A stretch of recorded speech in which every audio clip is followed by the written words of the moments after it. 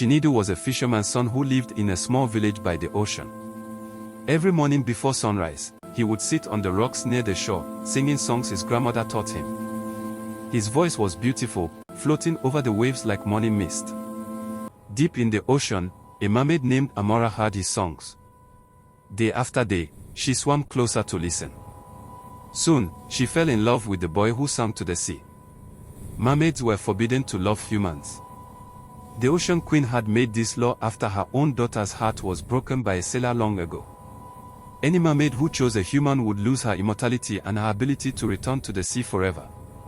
But Amara, the youngest daughter of the Sea King, didn't care about the rules. She had watched Chinedu from beneath the waves for months. He was a fisherman's son who sang while mending nets on the shore. His voice was kind, his hands were gentle, and his heart, she could tell even from the water, was pure. One evening, as Chinedu sat alone by the beach after a terrible storm had destroyed his father's boat, Amara emerged from the waves. Her silver tail glimmered under the moonlight. "Why do you cry?" she asked. Chinedu looked up, startled. "My father's boat is destroyed. Without it, we cannot fish.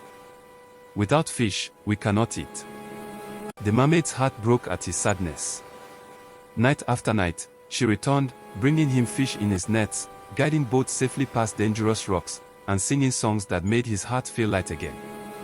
They fell in love. But love between sea and land is a complicated thing.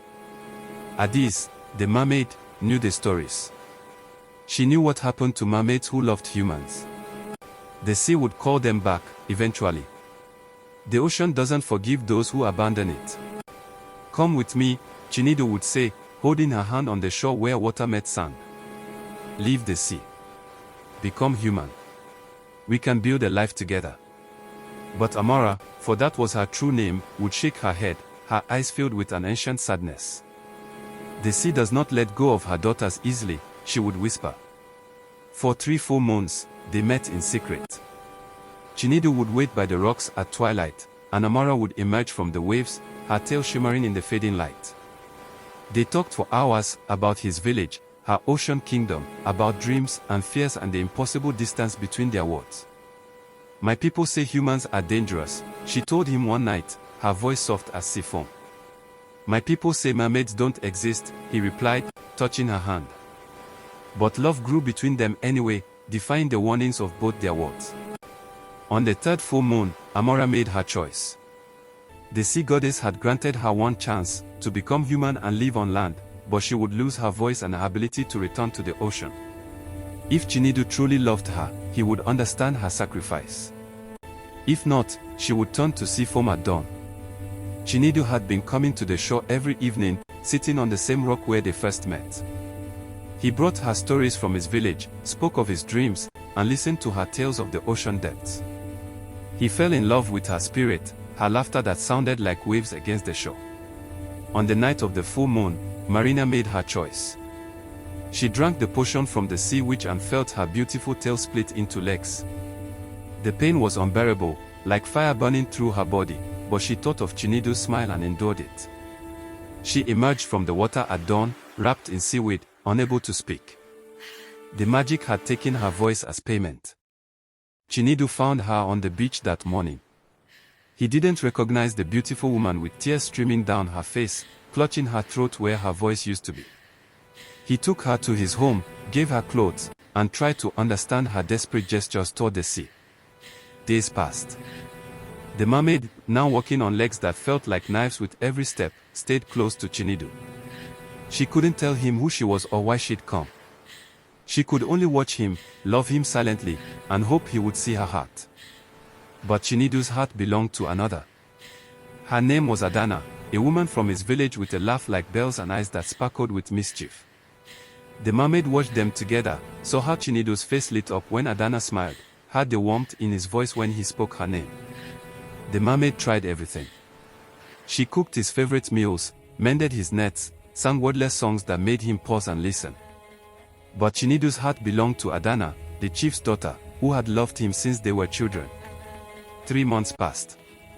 The mermaid's legs ached with every step, a constant reminder of what she had sacrificed. And worse, Chinedu barely noticed her presence. On the night of the full moon, the river called to her. She stood at its edge, tears mixing with the water, ready to return home defeated. Then she heard crying.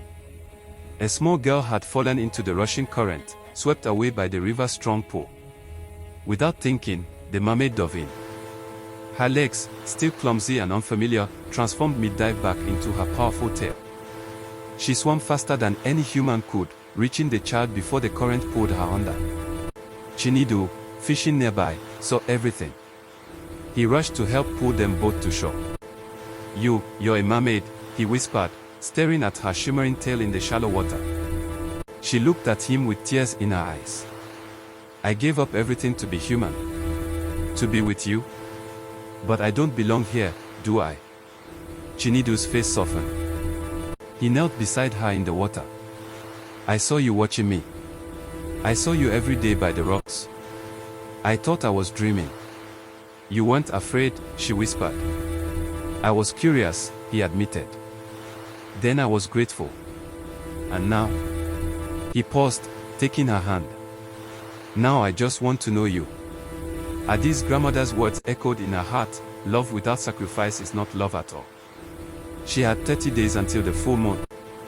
30 days to decide between the sea that had always been her home and the man who had become her heart.